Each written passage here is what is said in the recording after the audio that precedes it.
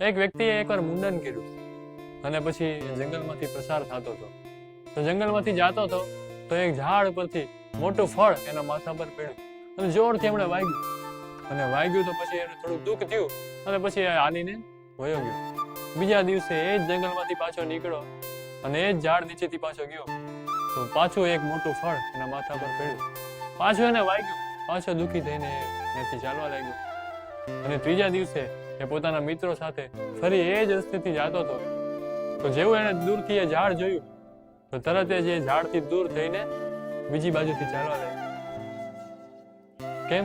કારણ કે વ્યક્તિ બુદ્ધિમાન હતો. 2 વાર અનુભવ થયા પછી ત્રીજી વાર એને એ જ ભૂલ ન કરી. આપણા જીવનમાં પણ કંઈક આવું જ બને છે. આપણે સારી રીતે જાણતા હોઈએ છીએ કે અમુક કામ કરવાથી આપણને દુઃખ જ મળે છે, મન અશાંત થાય છે, પણ છતાં આપણે વારંવાર મનની વાત સાંભળીને એ જ કામ ફરીથી કરતા હોઈએ અને ફરીથી દુઃખ મળે છે. જો કોઈ અનુભવ આપણને શીખવી ગયો હોય, જો કોઈ સાચી સલાહ આપી હોય, એને આપણે જીવનમાં ઉતારવાનો પ્રયાસ કરીએ. જે વસ્તુ આપણને દુઃખ આપે છે તેનાથી થોડુંક અંતર રાખીએ. અનુભવમાંથી શીખવું એ જ સાચી બુદ્ધિમત્તા છે. જે વસ્તુથી આપણને દુઃખ મળે છે, જે દુઃખનું કારણ છે, એનાથી દૂર રહીને જ સાચું સુખ મેળવી શકાય છે. હરે કૃષ્ણ.